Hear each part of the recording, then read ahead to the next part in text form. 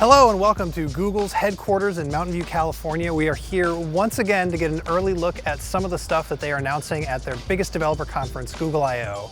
We've got 3 products to talk about, and the first one is actually kind of the easiest to understand. It's a straightforward text messaging app, and it's called Allo. It's tied to your phone number instead of being tied to your Google account. That means that anybody with an iPhone or an Android phone can sign up and start using this to do text messaging without having to deal with the rest of Google if they don't want to. It's mobile only though. It'll only work on the phone that you set it up on. Now, as a text messaging app, it's pretty good. It's really straightforward. It's fast. It lets you send messages. It lets you send emoji. It lets you send stickers. It also does a few really neat things. So for example, if you're typing out a word and you want to scream the word, you can drag your finger up on the little send icon and the word will get embiggened and you can send it. Or if you want to whisper a word, you can drag it down. It'll send a little tiny word. You can send photos, of course. They're full bleed on the screen and you can even draw on them to annotate them, which is kind of neat. So all in all, seems like a really straightforward text messaging app. But this one is special because this one comes from Google and it does a bunch of crazy Google stuff. In addition to launching this text messaging app that's got Google intelligence in it, Google's also basically rebooting the way that it does intelligent assistants. So you've heard of Siri, you've heard of Cortana, you've heard of Alexa. Google's actually been there first. They've had Google Now and Google Voice Search since way back, and it does most of the same stuff that those other intelligent assistants do. They just have been really bad at branding it because you say, okay, Google, instead of talking to a name. So the bad news is they're not giving it a name yet.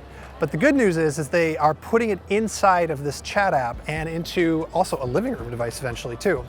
So inside of Allo, when you want to, you can just talk to Google as one of your contacts and you can ask it questions and you can have a conversation with it. So that's all pretty standard chatbot stuff. We've seen it before in Messenger and other apps.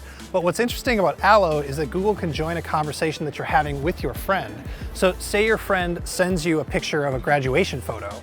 Then you can tap an automated reply saying congratulations because Google recognized that it was a graduation photo, which is crazy and also a little bit creepy, but Google promises that they're not storing the contents of our chat logs on their servers, they're just analyzing them and throwing them away. Google participates in your conversations with your friends in other ways. So for example, in the demo that they showed us, somebody said, do you want to get Italian food? And then one of the suggested replies was search for Italian food. And then in the conversation, it showed a restaurant that you could go to, you could agree on a time, and you could even book it in OpenTable right there in the chat. Now, the thing about the Google Assistant inside Allo is it's not quite as like crazy Wild West as you might get on Messenger or even in Skype with Microsoft or even Alexa on the Amazon Echo. They do work with third-party developers, but it's not everybody can just jump in and make stuff on this just yet, though Google says that's coming. So if you're talking text messaging apps, you probably also want to know about the data security.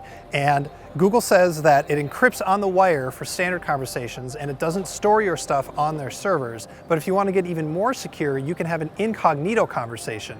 And that encrypts it on the wire and also end-to-end so that the only people that can see your conversations are you and the person you're talking to. But there's one more thing. There's another standalone app. It's called Duo, and it is probably the fastest video chat app I've ever seen. So Duo, like Allo, is based on your phone number. So you can use it on iOS or you can use it on Android. But on Android, it's actually really clever. If you call somebody, you open up the interface, you just tap the face to call, very simple and straightforward. But on the receiving end, they actually see a video of you live while it's ringing so they can answer the phone and just immediately jump into the conversation. It's a very bare bones interface. There's not a whole lot to it. But there is a whole lot under the hood. So Google says they've done a ton of work to reduce the latency on the video. It uses WebRTC if you want to be a nerd. And it also can seamlessly switch between Wi-Fi and even relatively crappy cellular networks without dropping the connection, or in a lot of cases without even stuttering the video. So that's Allo, that's Duo, and that's Google's new virtual assistant. And all 3 of those things work really great, and they work really great together. But you know, I don't know if that's enough. Hangouts, Google's other messaging app, has basically become kind of a punching bag. It's a bit of a joke, and it has nowhere near the number of users that its competitors have. Messenger is almost 1 billion, WhatsApp is at 1 billion, Tencent's got tons of users, and so Google's way, way behind. And they're going to need to get a lot of people to really, really want to have Google in their conversations for this thing to take off. So if you want to give it a try, you should also talk to your friends because otherwise, what's the point of a chat app?